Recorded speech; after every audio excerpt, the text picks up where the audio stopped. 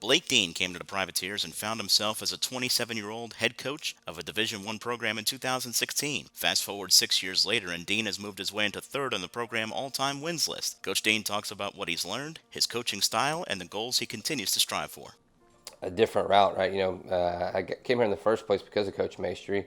Coach Maneri called me and said, "Hey, one of my former coaches is coming out of retirement. You want to get into coaching? I think you should go be his volunteer. One thing can lead to another. Have some potential success there for you." So that was step one. That happened, and so I was a volunteer for 1 year. The next year, I got bumped up to an assistant because we had an opening. And then Coach Mace retired. And at that point, I wanted the job. I think. I knew I was young. I knew didn't have the experience, but I kind of had an ace in my back pocket with my brother just winning a junior college national championship, trying to get him over here, a couple of their players. Now I obviously brought Coach Stewart over with me. So I had a couple of things lined up to where, if I got the opportunity, I thought we could turn it around. And so I was waiting, went on a job interview, a couple places that could potentially have another job if this didn't work out. And Derek finally gave me a phone call. I was sitting at home. He's like, "Hey, the job's yours if you want it." And I said, "Hey, I'll be there tomorrow. No negotiations needed. I just wanted an opportunity." So that's pretty much how it all trickled downhill. Was one thing led to another very quickly. Then pop up, and there I am. Coach Maestri came out of retirement to just kind of get a pulse back at this place. The team didn't have much success. You look in it was 5-55 in conference in 2 years. That's tough. That's a tough sell to kids in the city. That's a tough sell to any kid coming in. So we've came in and basically put a program that I could put my name on. I know if I left tomorrow that we left this place a lot better than what we found it. And the goal at the end of the day is to always win. Conference championships is the goal. Has it taken a little bit longer to potentially get us in that hunt? We played for the tournament championship a couple years back. So we've had some good teams here and there, but again, I want consistency. I don't just want to be, first 1 year, last the next year. We want to be consistent, and I think we've done that. But again, at the end of the day, it's always to win. Winning is the most important thing for us. We want to make the city proud, the university proud, and we want to make Coach Maestri proud. So for me, I grew up in Baton Rouge. So I knew of Blake from the time I was a kid. So I thought that was another thing I thought was pretty cool too. I get to see him hit home runs in Tiger Stadium and then go on to Omaha and hit home runs. I thought that was pretty cool watching him and then now having him as a head coach or just a coach in general, just being around him, be able to learn from him. I thought that was awesome.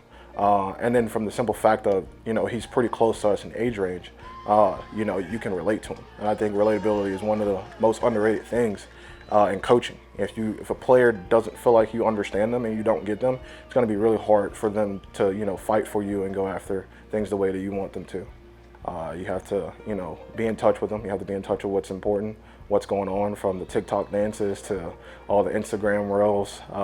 Just knowing what they love, what they know, and incorporating all that stuff to keep them upbeat and have them fighting for you, and just continue to love on them in the ways that each individual player needs. I was one of the guys who grew up watching him play and compete on TV. So, meeting him and playing for him has been pretty cool. And, the first time I met him, he was just very competitive, which is good. I'm very competitive also. So, that was pretty cool. He's very upbeat, wants to win. So, I really love playing for him. I look back now, the players look to me for consistency. I use that word a lot, but that's where they look for it. Am I high or am I low? Am I up? Am I down? That was probably my greatest downfall back then. Was I felt like I was one of them. I was on the field, living and dying as a player. Now I kind of see that my job is to kind of remove myself from that situation and to kind of be their buffer. When things get too high, calm them down. When they're too low, pick them up. So to me, that was probably the biggest transition that I had to realize, is that I couldn't go out there and hit a home run anymore or do the hitting. I had to just put them in the best position I could to hopefully they could be successful. So I love coaching. I never saw myself being a coach when I was a player. Just one of those things I kind of just lucked up into. And I think Stu and Blake actually saw me as a coach before I ever saw myself as a coach. It was just I can't remember, it was one of these, they had an event here at the field, and they asked me to work it because they thought that I would be really good at coaching. And I tried it and it worked out and I loved it, and I just started getting the coaching from there. And I kind of got my competitive juices flowing with the coaching world. So I want to be a head coach one day. I love it. I tell people all the time, I feel like I get more out of the players than I could ever give one to them. And my favorite part about coaching is player development.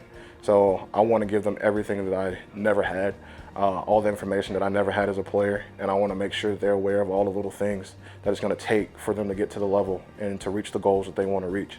And like I said, I feel like seeing those guys do those things, it fills me with so much joy that, you know, that's nothing I can do for myself. It's just they do it for me, just seeing them happy and be successful. Yeah, you got to be patient, right? I think especially in today's world, everything's so, you know, they want instant results. They want the instant gratification, but that's unrealistic. And I got kind of lucky, honestly, to where I was only 2 years into this. Some guys are volunteer coaches for 8 or 9 years, then an assistant for another 10, 15 years before they even get an opportunity to be a head coach.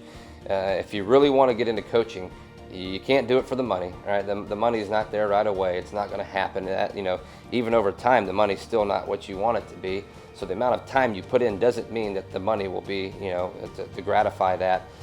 You got to do it for a passion. And if your passion is to coach baseball and to help kids' lives, well, you may have to go through some trials and tribulations to get there. But to be patient, stay the course, and if it's what you want to do, then follow your heart and follow your passion.